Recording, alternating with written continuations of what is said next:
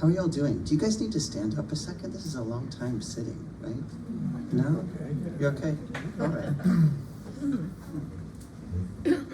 It's really such an honor to be able to read poetry to you all, and an honor to just have a life connected to poetry, my God. And I guess, the reading's been billed as like a celebration of the new year, so like, what a lovely thing to be able to celebrate the new year with you all, truly, some familiar faces, faces of people very close to my heart. I want to thank James, who's at the front desk, and Bryn for the lovely introduction. Thank you so much. And the great Georgia Court for helping to create this ecosystem. I don't want to make too fine a point of it, but it does seem like places like this are like sanctuaries of things that we all hold dear, and we need to support our bookstores so much, don't we? Yeah. Thank you. We're gonna go to church together. We are.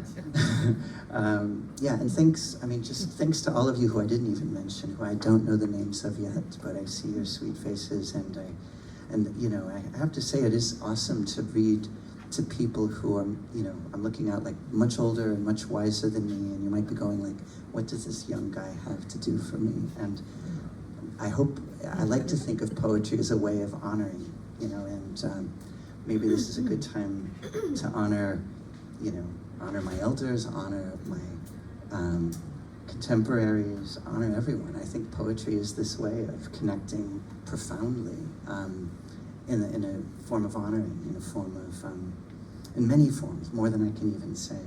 But maybe I can just start by reading some poems and see where they take us together.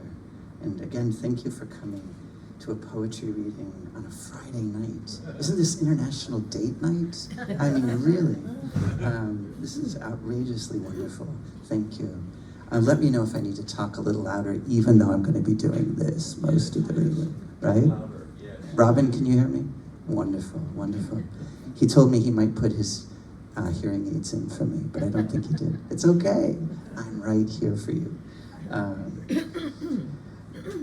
One of my friends in the audience is a wonderful musician, visual artist, writer, and I don't know about the rest of you, but did you all kind of toy around with different possibilities for your passion in life? I mean, I was in several, like, probably terrible garage bands. I loved every minute of my garage band life. I played what you might call sleazy guitar, and it was great fun. It was so noisy. So this poem kind of grew out of those experiences. It's called Fender Strat with wah-wah, fuzzbox, and whammy bar. Because I think every poem really needs to have a whammy bar, doesn't it? I mean, really. So anyway, for me, this was like the kind of experience that felt like the closest I would come to scaling a mountain or something. Anyway, Fender Strat with wah-wah, fuzzbox, and whammy bar. A smeared note swells and scatters like a voice inside a cave, tugging the vibrato bar till the sound divides like an egg yolk dropped in broth. Inside you now, swirling like a geyser trapped in earth before the whole thing blows apart, as if the spirit world will talk back the more you face yourself and lean into the amp. You think there are so many ways to pray, this being, of course, another lining up of hands, a way to take the vagrant silence in yourself and make it deafening. Now it is the whole house breaking in the sound of surf, the echoes rattling the bookshelves, even without the sound. Did my mother pay you to do that? She's not beyond it. I liked you, but now I love you. I have a number of books, miraculously, right? It's almost like looking at your children going, I love you all. I'll get to you in a moment, but I'm gonna, I was reading just from my first book called Brother Salvage. If you want a copy, email me. We'll work something out. I can send you one and even sign it. My most recent collection that's in the world is called My Roberto Clemente. And I guess I just thought, this is sort of like an icebreaker kind of poem. It's a kind of poem I hope to write at every decade of my life. It is sounding like a wish for a long life, but this poem was inspired by a friend who got a book at his 50th birthday called Sex After 50, and it was completely empty. Right?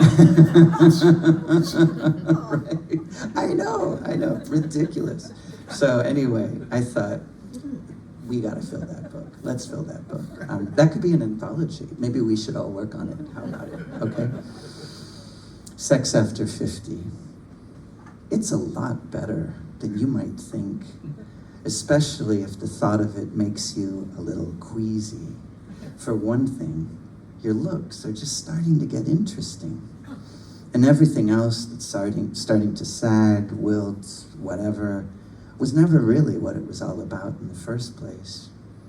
While it may be nice to dream that you will just lean into the splendor of sensations in total darkness, most times it's better to leave a light on and reflect on how much more comfortable you are in your skin, not to mention somebody else's. So, while you're still holding the universe in place on its axis, the two of you now pinned to each other and your shadows, holding everything, including even the outmoded notions that could use a little more entertaining these days, like the music of the spheres, which will sing its immortal shape into you a little more each time you come to know love in rapturous sex after 50.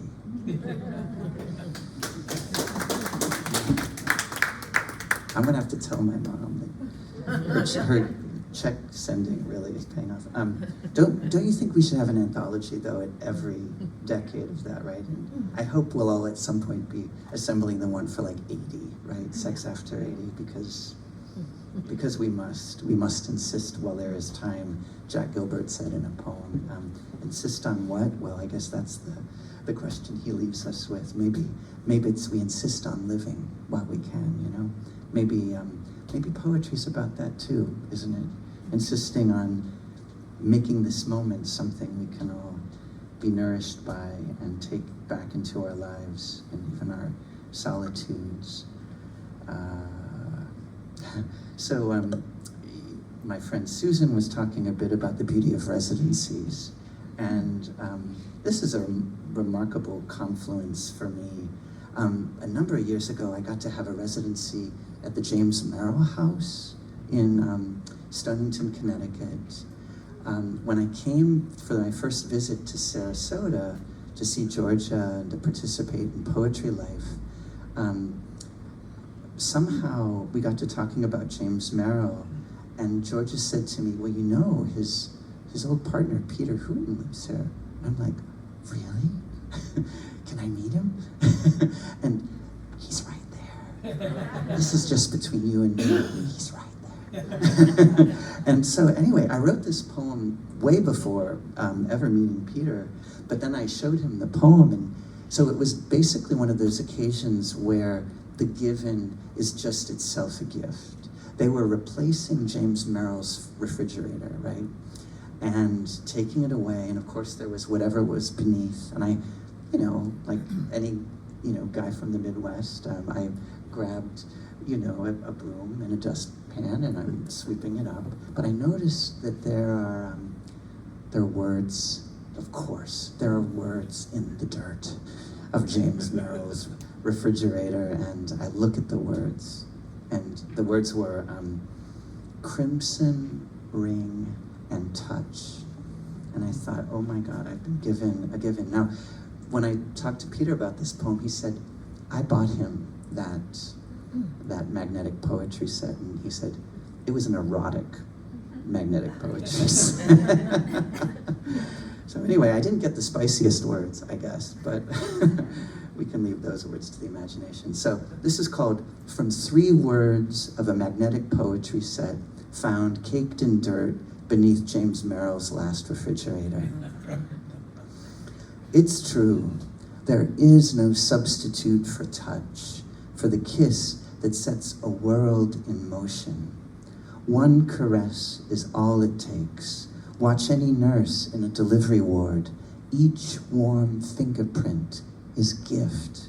Whole histories of the heart could be devoted to what passes in an instant, from the snow of old skin tumbling like dazed moths in a blizzard of sunlight, to what turns crimson when the lit red fuse passes from lip to tongue in a kiss first registered as shock, then recognized, taken in seen, as when your true love says, your lips, a kissable music, before nodding off, leaving your mouth that inflamed right monogram of oh, an unkissed wish, but that tremor in your bones restored, the residue of touch, the lipstick crimson rings, a nutrient set to spreading in an instant, or at the promise of the touch to come, a single note struck in the choir of itself, when made to sing in us is madrigal, a resonance, a very, very clear perception of the world. You can tell I got a little carried away with this poem, so let's just go with it for a while. Okay. Even disappointment, which might otherwise make for a language cacophonous, but when such sound takes residence in us, the resonance instead becomes like the love we can do least without, the color of a tapped black note, a surface shaped in pressure, fissure, fault of pigment, ink, a single stroke hoisted in the rafters of the mind, which is just another way to know the origin of touch as curative. Being a little touched, clearly, is unavoidable, but like a constellation, reflected perfectly, then blurred in a waiting pool, stirred by hand, the silver rings turn crimson, and a heart exposed, as if by touch alone, one person, one life, might keep the world in motion. Thank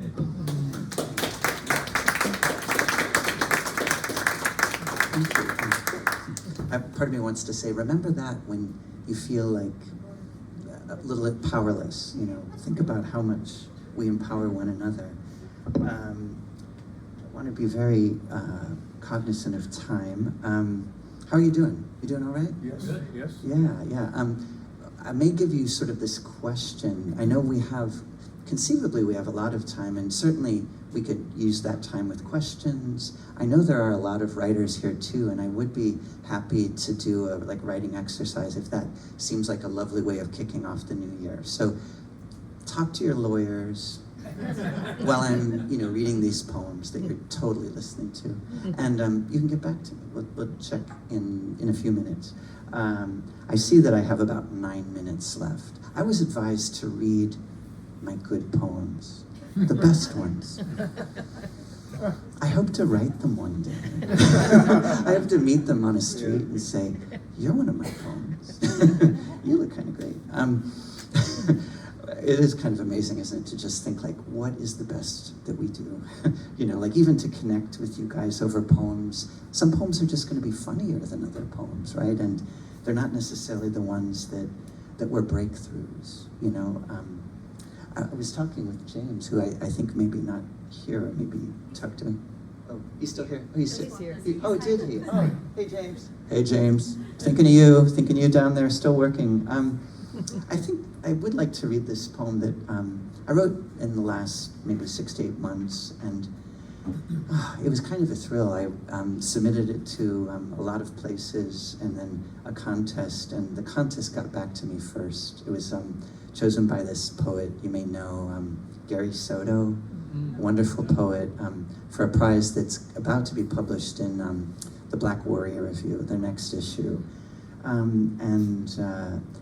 One of my poetry elder friends, as this poet, Garrett Hongo, he looked at the poem quite a bit and it's wonderful when you have friends who push you to places you don't even know you have in you, right?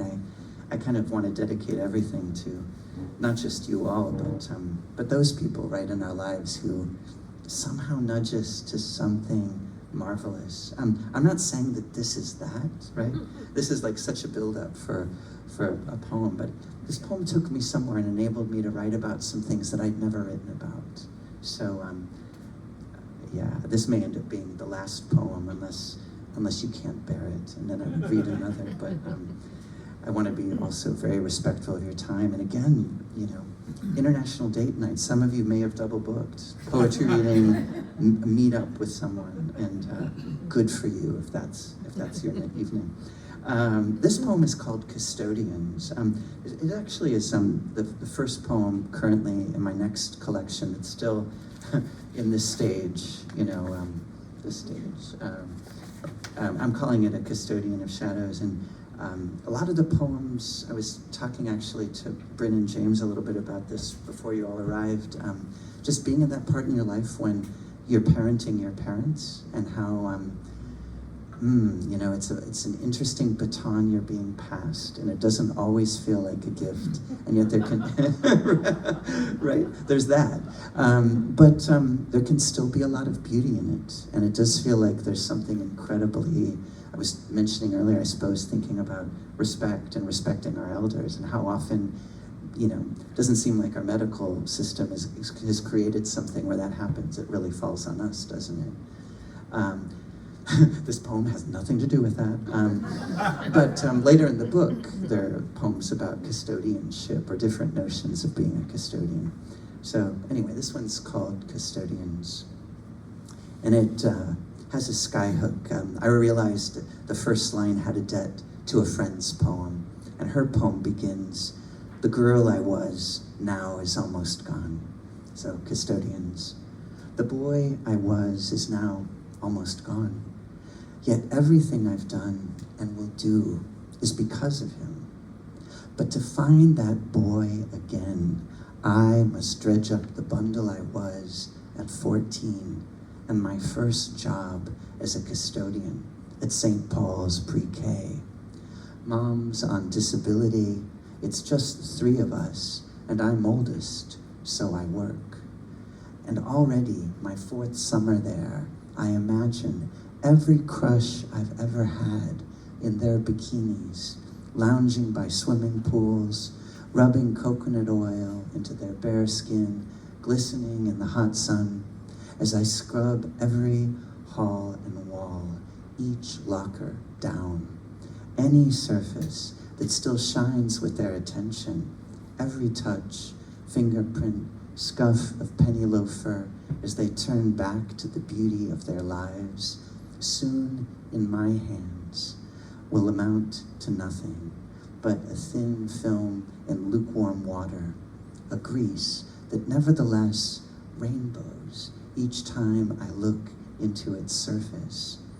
Even in the braid of water, I see it as I empty the bucket in the broom closet sink.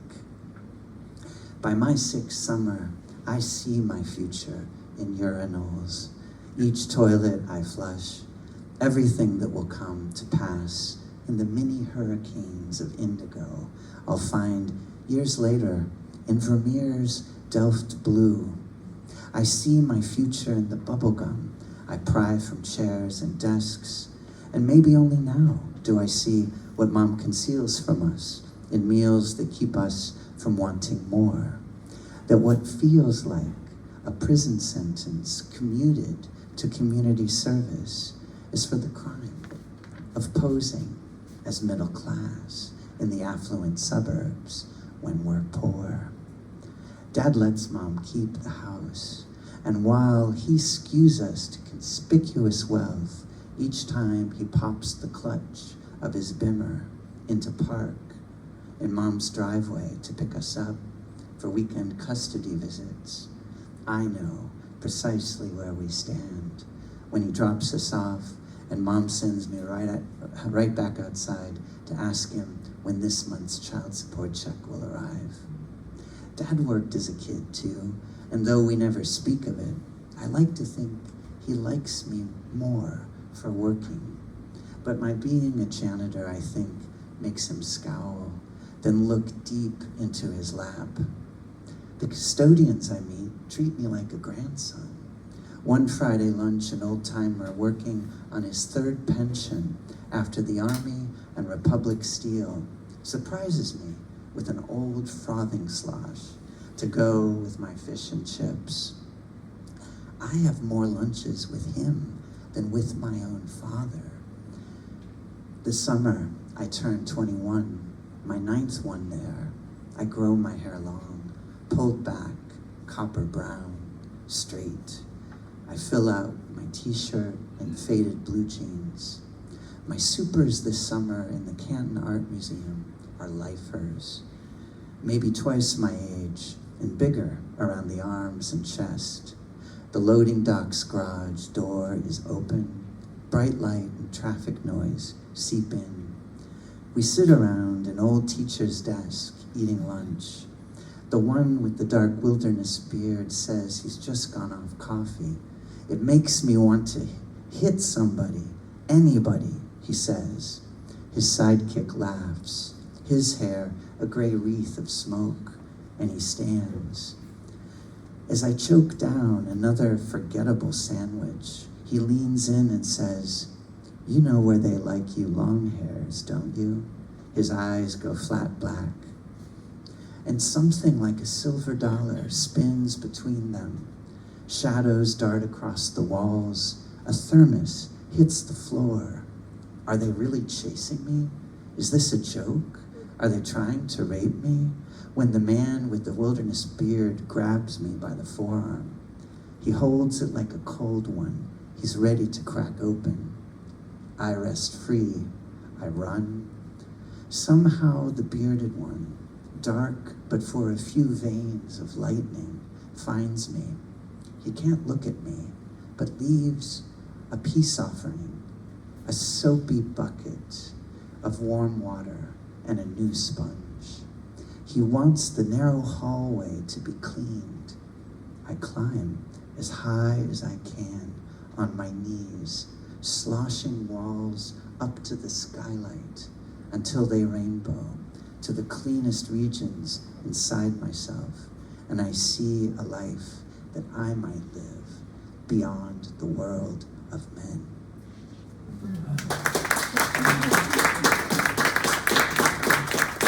Thank you, that's so sweet.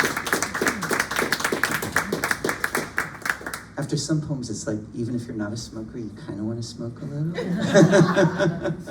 That last one's kind of like that for me. How are you feeling? Have you checked in with your lawyers? Would you rather like just talk a little bit about poetry? Would you like an exercise? We could do this democratically. This may be the last democratic election we have.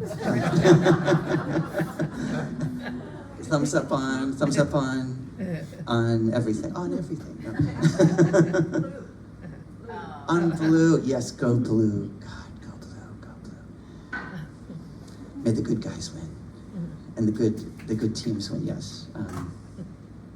May goodness prevail in our time. How about that? Yes, yes, yes. Would you like another poem? Would you like to just talk? Another poem? Let's see. What color? You said blue. Maybe I should read something blue. Okay. Maybe crystal, like sparkling. Something sparkling. My goodness. I may have already given that one. I could think immediately, though, of a blue poem, which, again, we want to set something in motion, right? So maybe getting the blue going now, who knows what it'll do in a few months, right? So I'll read this poem. and depending on how you feel, now I'm not gonna, my feelings won't be hurt. You've given me one poem even beyond the 8 o'clock moment. And that's pretty great. Yeah, this is called The Last Blue Light. If this is my last flight, may I still have time to taste the darkness melting on my tongue, dissolving with the sound of sugar maple leaves blowing around my childhood home. May wind lift the leaves up to their branches and air be restored to the last season, winter's steamy breath leaving us autumn, all shovels and rakes remaining in dust, unneeded. Let us reach our altitude, each of us humming our ascent, moving with the sounds of wet machinery, nothing visible as we bear down through space, but the last blue light of day glowing at the black wings, the seatbelt sign now off, and my dead friend, Michael, sleeping in the empty row beside mine. The fire highlights in his poker straight ponytail, lighting up the aria on his lap, the one he dozed off memorizing the day his plane went down, his thick lips still shivering in blue from the icy waters off LaGuardia. Nothing yet has edged us out of the sky, he says, to show he's listening. Each of us now weighs as much as the city we grew up in. And I can almost feel the sense of being occupied, of the stampede of population. Everyone I've ever loved, moving through rows of starlight, and in me. And what if the dead need us too, as much as we need them? And who wouldn't give everything if it meant having them among us, alive again? Thank you. So sweet. What do you think? I would love a couple of the other things too. Love to hear a little bit just about poetry in general, the work process. Yeah. You have incredible. Oh, thank you. That's so beautiful. So is your question about process? Like, what is the work process? You know, it changes. As maybe, like for many of us, our approach to whatever our given crafts are probably change. You know, of course this is an election year, and maybe this is really useful. I mean, during the last, what I considered intolerable administration, I had to up my writing practice. I had to write every morning, and I gave myself the task of writing about things that I didn't think I could praise, you know, and my task became to be like to find a way to praise things that I didn't think were praiseworthy, you know. In this manuscript, I have a few of them. One was to misunderstanding, another one to disenchantment. I think if I were going to give you guys an assignment, I have the microphone, I could actually do that, right? You don't have to do it, of course. I mean, that's actually probably fun too. It's like, yeah, he's going to give me an assignment, and I am not going to do it. That's a lot of fun, right? But I would love to give you this assignment to just, you know, if you're stumped or if you need a new subject that day, you know, what is the thing that you can't imagine praising, and write an ode to it, you know? But yeah, so my process, it changes all the time. I was writing on the plane yesterday on my way here, and that was thrilling. Last night George and I were sharing poems with Robin, and which is a great thrill, sharing like a newborn, right? And I almost read it. There were other things that sort of took over as that happens, right? Today I needed a day of rest, so I try not to beat myself up if I don't write every day. You know, there's some writers who, you know, don't write every day, and then they start pushing things aside when the poems or the whatever the making is, when that really comes, right? And to just try to create a life where you can protect it when you can, do you know? That's a start anyway, you know. Process changes. Do you find this too, that you may try one thing for a while, and maybe you just get tired of it, like the one poem I read to you that gets really caught up in its own music, like Who Was I Under the Thrall Of? Other lyrical poets, older poets like Gerard Manley Hopkins, who, was a Jesuit who would give up writing for Lent, give up writing poetry for Lent, because I think it was the most sensual thing he did, But you look at those poems and the language is so fantastic, right? Why wouldn't you want to emulate that? And then, of course, being in James Merrill's house, he had such a gift. He described himself as he's actually doesn't say it as a curse, but he's like something like my folly was a kind of word painting. And don't we love like the idea of painting with words? But maybe we try different things. What is the thing you haven't been doing? Like the last poem I read to you, I didn't give myself the assignment, but I was thinking a bit about the many lives we live in one life. It's a fascinating thing. We tend to use the singular pronoun, and I feel like one thing I'm learning in this moment where I have students who say to me, I'd prefer it if you'd use the we pronoun for me, or the they pronoun. And I think, well, ultimately we all kind of deserve that pronoun, right? Because there's so many selves we get to live in a life. And maybe if we're lucky, we get to take on many different ways of being in the art form we've devoted ourselves to, I just hope to keep learning, and to write maybe my best poems at some point. Maybe we'll meet in this life or the next. I hope. Any other questions about things? Yes, please. I don't know if are you still teaching at Vanderbilt? I am, yeah, like next Monday, I go right back. So I've been like repressing, but thank you for reminding me, as my mom occasionally is like, when do you go back? I'm so sorry. No, it's totally fine. I know what it's like. I'm wondering what your, I was really sad not long ago to see the Gettysburg Review go dark. It's so sad. And to have Tremendously sad. like a vaulted, an esteemed journal like that go dark. And I don't really know much about the reasons why, but I do know that Vanderbilt has a literary review. And does it make you guys kind of tremble and go, oh, is there, Well, it's interesting. I mean, no, it does make me tremble. I mean, I was mentioning the bookstore, but like, I'm so glad you mentioned the Gettysburg Review, this wonderful literary journal that I can't tell you how many decades it's been around, but it's a long time. A long time, and it's one of the, I hate even speaking of it in the past tense, but one of the most beautiful glossy magazines. And Richard Wilbur had been in there, Rita Dove, and, the list goes on and on. Some of the great poets and great writers of our time. And,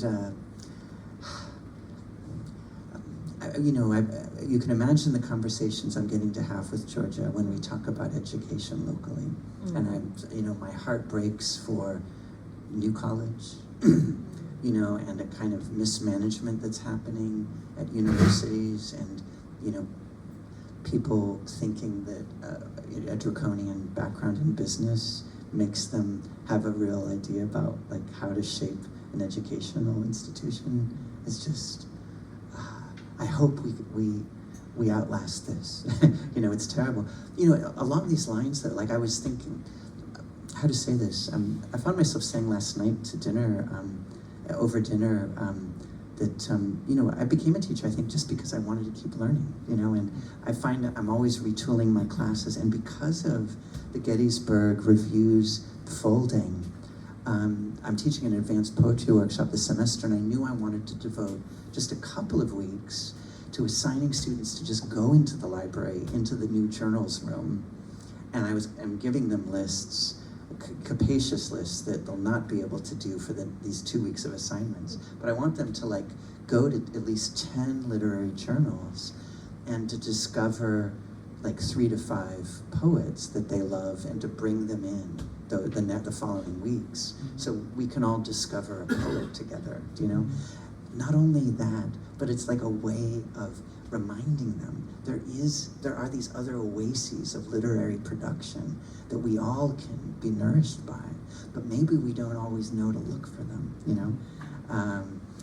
For those of us, for many of you, I look at it, I see either lovely elders or contemporaries.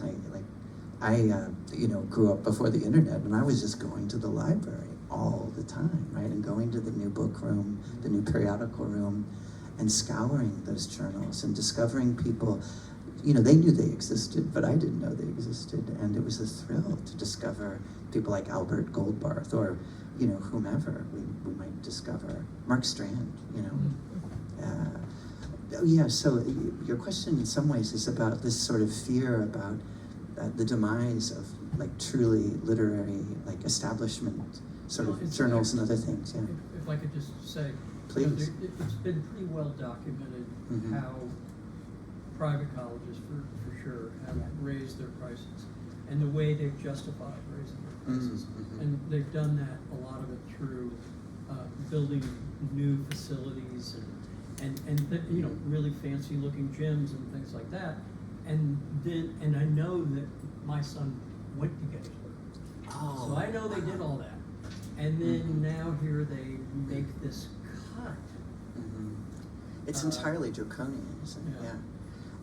You know, so you also mentioned, you know, I teach at Vanderbilt University. We have two literary journals associated with our school, you know. One of them, called the Nashville Review, was completely designed by our MFA students. They made it exclusively online, you know, so that those kinds of price points wouldn't be an issue. Now, for those of us who love like beautiful, glossy literary journals, like there is that element of loss. But it is, I mean, it's not only like a kind of backing up. I mean, they're probably one of the journals that's able to include dance and other kinds of art forms, you know, so it's really quite a revolutionary thing. The other journal we have is the Vanderbilt Review, and that's student run, interestingly enough. You know, undergraduates are like the head editor, managing editor, poetry editor, fiction editor, etc. So, and they're the ones usually sending us emails to make sure we solicit our students for that review. I don't see that changing, fortunately. But yeah, I guess it does probably beg certain questions for those of us who really like subscribe to journals, you know, if you can, you know. I imagine there are a lot of writers here, right? You can certainly subscribe to things. Yes, Peter. I see that Gettysburg Review traditionally was high glossy because they had a lovely visual arts editor. That's There were right. Painters who were Mhm. seen as well as poets. That's exactly right. Yeah, they always had like a portfolio of an artist that often you wouldn't know, but soon enough you wouldn't forget because the images were just outstanding, you know. And to, you know, I don't know, those of us who love rare books and those kinds of things, like, I suppose it begs questions like, are those things like fading, maybe one at a time? I like to think, you know, it's interesting. Teaching at a school like Vanderbilt, I find after every class, even if I'm exhausted, I feel more hope than less, you know? There are a lot of young people who are like very, you know, self-starting and have a lot of ingenuity, you know, and there's that. But, you know, sometimes there's also like different ways of passing certain batons. Again, like, oh, have you been going to the periodical room at the library? Let's go there for 2 weeks and let's see what you can discover, you know? I should mention that Yeah. Georgia has started, Mm, you know, so mhm. like magazine 1 is getting ready to come out. Yeah, that's And, great. You know, this has long felt like, you mentioned it before, but like the kind of home to poetry on the West Coast, you know, so. Oh, totally. Yeah, to me, I mean, part of it is like, you know, George is my poetry mom, so like this feels always like coming home, you know. But also like this is a very special ecosystem, right? And I think if you even remotely like it, think about ways that you can help feed it too, like that you can in some ways make it your own, you know, how all ships can rise together, that sort of thing. My sister was the cheerleader in the family. When I try to do it, it kind of drizzles out a little, but you know what I mean, right? Other questions just about anything? You all in the back, no questions? No? Yeah. Oh yes, Peter, please. To be custodial is so gut-wrenching. And, you know, it's so hard to revisit that sense memory, especially when you're writing it. How long did it take you? Oh gosh, such a Is it question. finished? Well, you know Yeah. what? It might be abandoned, or it might be the thing where I can let that draft exist on its own in the world, and I can move away from it. You know, how long did it take? You know, sometimes with poems, I think they take as long as you are old at that moment. Like they take all kinds of inner shiftings in order to kind of bubble up to the surface at a certain point, if that makes sense. And I was, you know, very serious about this, you know, elder poet friend really helping, like, kind of push me, nudging me on, you know, to really, in some ways, he helped me make the ending more symphonic, if that makes sense. If it is that, I mean, it was certainly my aspiration, and I love I mean, it is remarkable, isn't it, when you discover things in your own writing you didn't anticipate saying. The idea of living beyond the world of men, you know, and what even that might mean, you know. I mean, yes, please. Yeah, well, I want to thank you for only reading your best ones. And the other thing, though, is it seemed to me in the poems that they flow from one level to another, kind of sometimes unexpectedly. I mean, does it seem that way to you? Like you're going down in levels in terms of revealing something deeper and more personal as you go? Oh, yes. Are you asking, like, is it surprising to me that those things get revealed? Are you consciously thinking about it, or are you just kind of going down into yourself as the words are coming out? I think it's in many ways that latter thing of going into the self more deeply, or it's so mysterious, isn't it? Like it's just sort of like being open, being ready for what comes, allowing the bull to charge you. I mean, I don't even know that phrase existed for me quite in the same way, but I think, like, with some of those subjects of feeling very vulnerable around men who were bigger than you and could do a lot and did seem like they wanted to do something kind of terrible, you know. And to write about it, it's wonderful how it neutralizes it, you know. Like, I can read it and I can just set it down, you know. And before it was larger because it was immaterial, and now it's totally manageable in some ways, which is part of the gift. You know, do you also, you know, feel just very grateful that you can write many kinds of things? Like, some of them can be funny. Sometimes the humor gives you a kind of, what is even the word? Like maybe a willingness to try to go deeper in the work, you know. And yeah, with that last poem, it did feel like there were depths I didn't know were there to plumb, but they, you know, maybe the gift of, I don't know, you know, you write, I mean, I've been writing for many years now, I suppose, like over 30 years, which is a staggering number, but I'm not really even counting like in high school and those kinds of things, but really like since college writing. And sometimes you just get these gifts, you know, of like a reward of your attention, a reward of your persistence, you know. Some days not, you know. Some of my students talk about like the one and done poem. I love it when they come, but it seems like they come after many attempts and not quite getting the one and done, right? Oh, yes, please. We were talking a little bit before about resolutions. Oh. Do you have any writing resolutions? Oh, writing resolutions. Do you have an example of what would count as one? What you were, I mean, I think sometimes one thing I've been trying to do is just even a note in your phone of something that you learned that day. Oh, and then sometimes yes. spark something else, that sort of thing, like an exercise that you're trying to use throughout the year. It's interesting how sometimes going forward, for me, sometimes requires remembering things from the past, like turning back to something that was particularly empowering. I remember, I don't know if you guys know this wonderful writer and visual artist, Lorna Goodison, who's from Jamaica. And I remember when a friend wrote a novel, she said, "Oh, you really got out of your way," you know, with this beautiful accent. And I think about that a lot of time, like, how am I in my way? I resolve to get out of my way more, you know, whether it's through like fatigue, you know, I'm not going to let fatigue get in the way of the next Yeah, right. thing, you know. What's that? I said how. Right, yeah. How? As a teacher. But, oh, how as a teacher? Yeah. Well, there are lines to remember for that too, right? Sometimes it's again like coming back to the lines that stay with you. Like there's a line from Wallace Stevens' poem, "Hymn from a Watermelon Pavilion." I think about when I'm falling asleep, but like I want to keep pushing.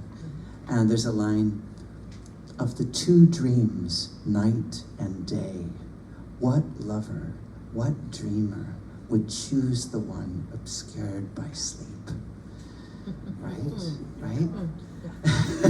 So I think that, and then I resolve to at least write 3 more words.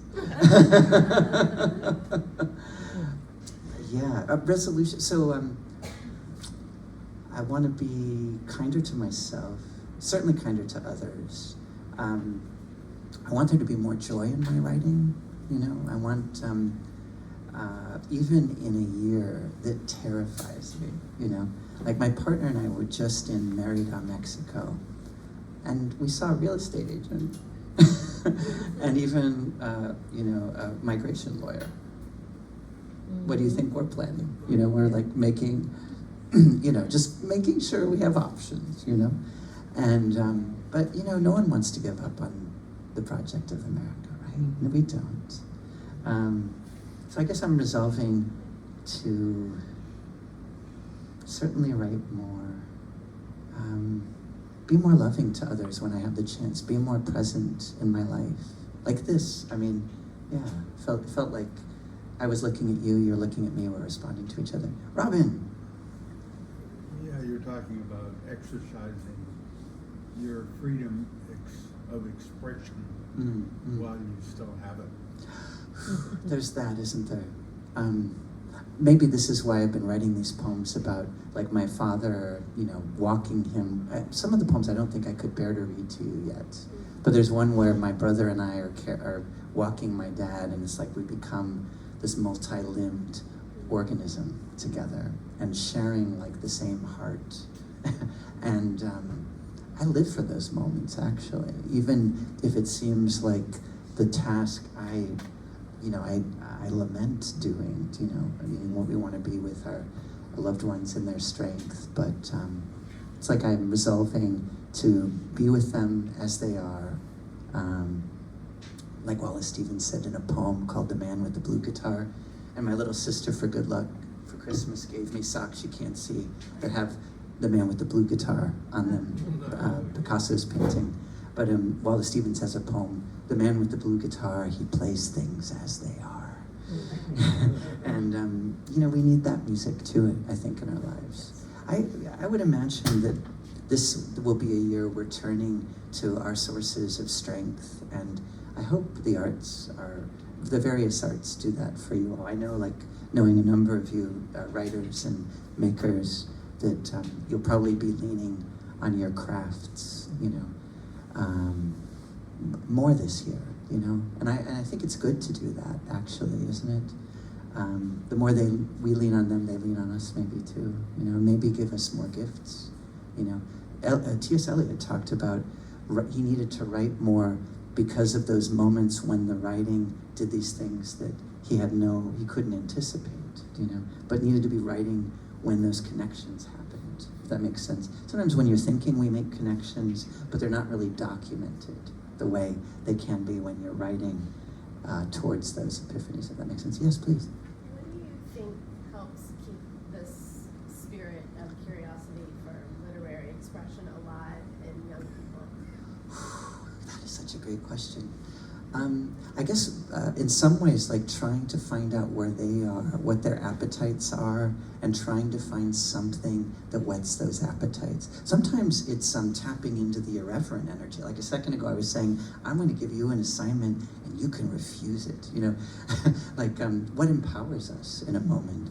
One of the classes I'm teaching is an intro to poetry class this semester, and I encourage them to write like satirical versions of, say, Shakespeare's sonnets or something like that, right? Sometimes tapping into the irreverent energy can be totally electrifying, right? So maybe that's another way, is like, what are the energy sources? Are we tapping into those that are like the wealthiest for the particular student, you know. I had one student one year, I had a fellowship at the University of Wisconsin in Madison, and he wrote very funny poems. I had no idea where his gift would go. And then I got a phone call from The Daily Show. And this guy was down to 2 people to be an intern on The Daily Show with Jon Stewart. They said, the guy on the phone, actually, yeah, I think it was a guy on the phone said, you know, the other candidate is more qualified, but we really like Andy. What can you tell us about him? And I, you know, whatever you do in that moment, right? You just do backflips in language to the best extent. And he got the job. I didn't, whatever I said, it didn't hurt. And I mean, it's a thrilling thing to see, to try to reach people where they are, right? And to see if, I mean, how to say this? I think it's funny, like people sign up for a poetry class and really the poems, you know, they're about love. They're about like, why are we here at all? So certainly about death. The first time I taught an intro to poetry class, it was the semester of 9/11. And we were reading Shakespeare, and we hadn't even talked about any of the sonnets yet. And we're going around the room. We'd been given these emails by upper administration and people from conflict resolution, I think, just to say, just go around the room and just let people talk, you know, just to get out whatever was in them. And I can't tell you how many people were saying things like, you know, I was just feeling the saddest that I've felt in a long time. And then there were these sonnets of Shakespeare's, and they spoke to almost everything I was feeling, you know. And I don't know, there are those lines like William Carlos Williams said in this poem, Asphodel, That Greeny Flower. He says, it is difficult to get the news from poetry, right? But every day men and women die for lack of what is found there, you know? Mm-hmm. And so I think about that too, you know, like it's a smorgasbord. If one corner of the long table isn't appealing to the students, I have to go somewhere else to see if that will connect with them, you know? Yeah. Yeah, and I just want to thank you, Oh, Rick. yeah. Thanks.